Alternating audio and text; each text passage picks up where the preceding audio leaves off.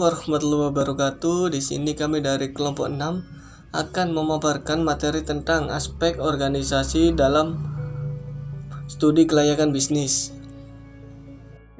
Yang kita bahas yang pertama yaitu mengenai unsur-unsur dalam organisasi. Organisasi merupakan wadah atau tempat berkumpulnya sekelompok orang untuk bekerja sama secara rasional dan sistematis, terkendali dan terpimpin untuk mencapai suatu tujuan tertentu dengan memanfaatkan sumber daya yang ada. Di dalam suatu organisasi terdapat pula unsur-unsur di dalamnya. Yang pertama yaitu terdapat tujuan, di mana tujuan suatu organisasi adalah untuk menghasilkan barang dan pelayanan seperti organisasi non-profit, sebagaimana dicontohkan menghasilkan pelayanan dengan keuntungan masyarakat seperti pemeliharaan kesehatan, pendidikan, proses keadilan, dan pemeliharaan jalan. Yang kedua ini terdapat pembagian kerja. Esensi suatu organisasi adalah usaha manusia, proses melaksanakan pekerjaan ke dalam suatu komponen kecil yang melayani tujuan organisasi dan untuk melakukan oleh individu atau kelompok disebut pembagian kerja. Pembagian kerja ini berlangsung untuk memobilisasi organisasi dalam pelayanan banyak orang untuk mencapai tujuan. Yakni terdapat hierarki kewenangan. Hierarki kewenangan adalah bila posisi kerja ditata agar pembagian kewenangan meningkat serta memudahkan koordinasi. Kewenangan sendiri yaitu hak untuk bertindak dan memerintah pribadi orang lain. Para manajer memiliki kewenangan terhadap bawahannya. Bila organisasi membagi pekerjaan ke dalam bagian kecil, beberapa hal harus dikerjakan untuk mengkoordinasikan usaha, menjamin bahwa hasil pekerjaan mencapai tujuan organisasi. Selanjutnya yaitu fungsi manajemen dalam organisasi. Manajemen dalam organisasi menyebabkan timbulnya suatu struktur organisasi yang dianggap sebagai sebuah kerangka yang masih dapat menggabungkan usaha-usaha mereka dengan baik. Maka dari itu, pada umumnya terdapat 4 fungsi pokok manajemen sebagaimana yang disebutkan di bawah ini. Yang pertama yaitu terdapat perencanaan atau planning. Perencanaan merupakan tindakan awal dalam aktivitas manajerial pada setiap organisasi. Perencanaan merupakan salah satu fungsi manajemen, sehingga dengan demikian perencanaan adalah merupakan salah satu syarat mutlak untuk dapat melaksanakan manajemen dengan baik. Dan untuk membuat suatu perencanaan yang baik, kita harus memikirkan secara matang jauh-jauh sebelum tindakan-tindakan yang akan dilakukan kemudian. Yang kedua yakni pengorganisasian. Pengorganisasian adalah mencakup kegiatan pengembangan struktur organisasi, tujuan dan peranan yang ada di dalamnya untuk menentukan tuntutan kegiatan tugas yang diperlukan dalam rangka mencapai tujuan oleh setiap orang. Dengan demikian, pengorganisasian juga dipahami sebagai pembagian tugas, wewenang, tanggung jawab, pertanggungjawaban, dan pendelegasian. Pengorganisasian merupakan fungsi manajemen yang kedua dan merupakan langkah strategis untuk mewujudkan suatu rencana organisasi. Yang ketiga yakni terdapat kepemimpinan atau leading. Kepemimpinan merupakan hasil daripada organisasi sosial yang telah terbentuk atau sebagai hasil dinamika daripada interaksi sosial. Kepemimpinan merupakan suatu upaya dari seorang pemimpin untuk merealisasikan tujuan organisasi melalui orang lain dengan cara memberikan motivasi agar orang lain tersebut mau melaksanakannya. Dan untuk itu diperlukan adanya keseimbangan antara kebutuhan individu para pelaksana dengan tujuan perusahaan. Yang keempat yakni terdapat pengawasan atau controlling. Proses pengawasan merupakan aktivitas penting bagi suatu organisasi untuk mengetahui hasil dari berbagai kegiatan dan tujuan organisasi. Pengawasan yang dibuat dalam fungsi manajemen sebenarnya merupakan strategi untuk menghindari penyimpangan-penyimpangan dari segi pendekatan rasional terhadap keberadaan input.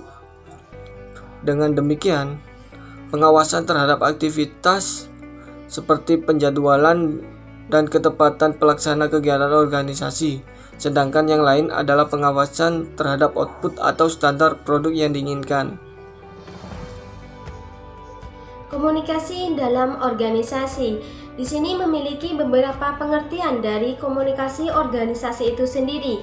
Nah, yang pertama, komunikasi organisasi adalah komunikasi yang dilakukan oleh bawahan kepada bawahan, atasan kepada atasan, bahkan komunikasi dari bawahan kepada atasan. Dengan memiliki ciri-ciri komunikasi organisasi itu struktur yang jelas, serta adanya pemahaman dari masing-masing anggota. Nah, yang kedua, komunikasi organisasi itu sebagai sebuah pertunjukan dan penafsiran pesan di antara unit-unit komunikasi yang menjadi bagian dari suatu organisasi. Yang selanjutnya, komunikasi organisasi itu sesuatu yang melibatkan orang-orang serta sikap yang dapat menghubungkan perasaan dan juga suatu keterampilan. Komunikasi dalam organisasi ini memiliki tujuan untuk memberikan perubahan yang dapat mempengaruhi perusahaan supaya lebih sejahtera lagi, lebih baik lagi ke depannya. Nah, tujuan di sini meliputi yang pertama, menyatakan pikiran, pandangan, dan pendapat. Jadi memberikan peluang bagi para pemimpin organisasi serta para anggotanya untuk menyatakan pendapatnya yang berhubungan dengan tugas serta fungsi dari masing-masing yang dilakukannya. Yang selanjutnya, membagi informasi. Memberikan peluang untuk organisasi dalam membagi informasi yang dapat memberikan makna atas visi, misi, tugas pokok, fungsi organisasi yang berkaitan dengan individu maupun kelompok dalam suatu organisasi itu.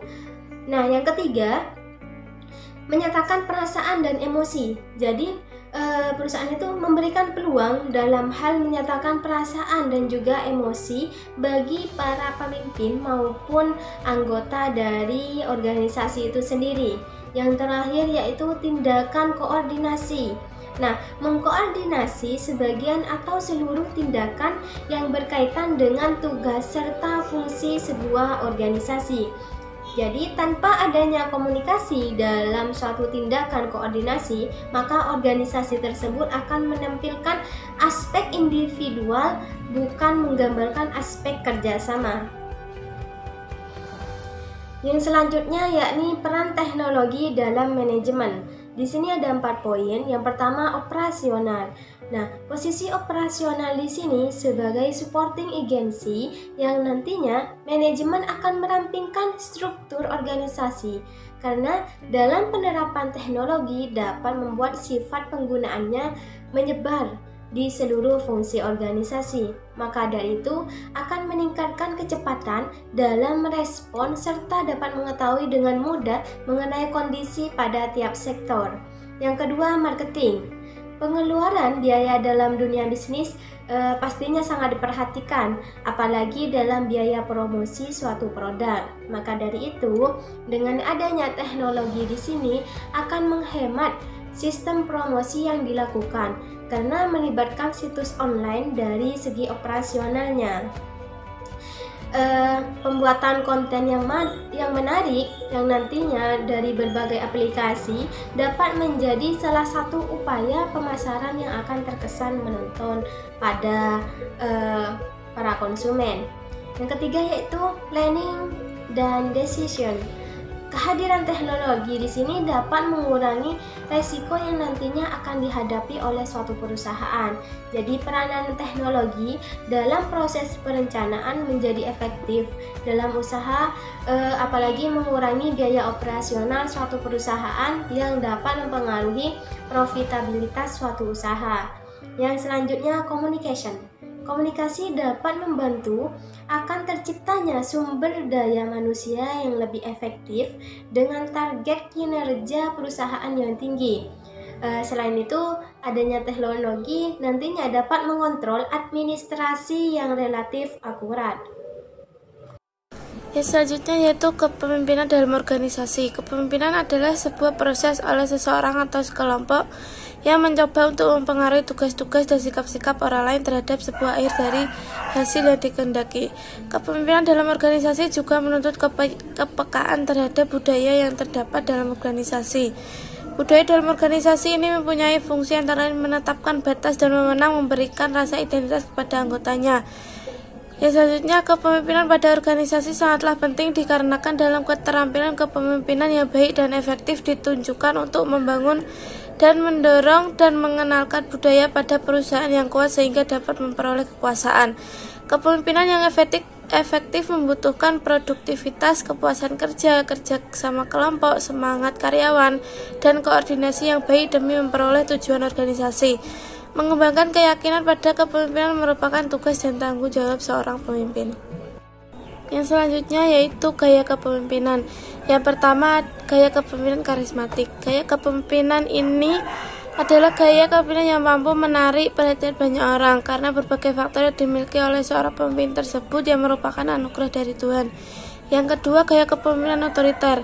Gaya kepemimpinan ini adalah gaya pemimpin yang memusatkan segala keputusan dan kebijakan yang diambil dari dirinya sendiri secara penuh.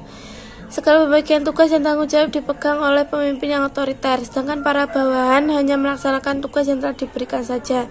Yang ketiga yaitu gaya kepemimpinan demokratis. Gaya kepemimpinan ini adalah gaya pemimpin yang memberikan wewenang secara luas kepada para bawahan. Setiap ada permasalahan selalu mengikut sertakan bawahan sebagai suatu tim yang utuh. Yang terakhir yaitu gaya kepemimpinan moralis. Gaya kepemimpinan ini adalah gaya kepemimpinan yang paling menghargai bawahannya. Kepribadian dasar pemimpin model ini adalah biru. Biasanya seorang pemimpin bergaya moralis, sifatnya hangat dan sopan kepada semua orang. Pemimpin bergaya moralis pada dasarnya memiliki empati yang tinggi terhadap permasalahan para bawahannya. Assalamualaikum warahmatullahi wabarakatuh. Saya di sini akan menjelaskan tentang budaya dan pengembangan organisasi. Budaya proses pembelajaran terhadap budaya organisasi ini disebut dengan proses sosialisasi budaya sosial.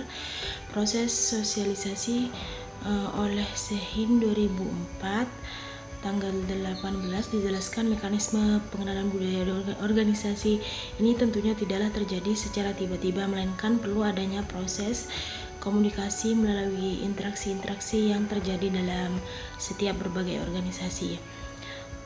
Muhlas 2015 mengemukakan bahwa sosialisasi merupakan proses memulai saluran-saluran formal seperti program edukasi dan latihan maupun secara informal seperti interaksi sehari-hari dengan teman-teman sekerja dan karyawan baru serta disadari atau tidak dikerjakan dalam organisasi tanpa adanya proses interaksi, maka tidak ada penukaran konsep-konsep budaya organisasi, maka di dalamnya terdapat proses pembelajarannya. Sosialisasi merupakan saranan seorang anggota baru yang mempelajari dan memasuki budaya yang ada di dalam organisasi. Sosialisasi dapat dikatakan sebagai sarana seorang anggota baru dapat dimasuki budaya organisasi yang baru sehingga orang baru tersebut dapat menerima berbagai bagian dari organisasi dan budaya organisasi sebagai menjadi bagian dari dirinya dalam setiap tindakannya. Yang kedua itu pengembangan organisasi. Pengembangan organisasi yaitu sekumpulan interfikasi perubahan tertera yang dikembangkan berdasarkan nilai-nilai humanistis, demokratis dengan tujuan meningkatkan efektivitas organisasi dan kesejahteraan karyawan. Itu ada 5. Penghormatan terhadap manusia seharusnya diperlakukan sesuai dengan martabat dan penghormatan. Yang kedua, kepercayaan dan dukungan organisasi yang sehat dan efektif ditandai dengan adanya kepercayaan, kebenaran, dan keterbukaan. Yang ketiga, penyeimbangan kekuasaan organisasi yang tidak ada untuk memberikan tekanan terlalu besar pada wewenang dan kendali yang bersifat interaksi. Yang keempat, konvenkasi organisasi yang efektif tidak mempunyai masalah. Yang kelima, partisipasi para anggota organisasi terkena dampak perubahan dilibatkan dengan proses pengambilan keputusan yang berkaitan.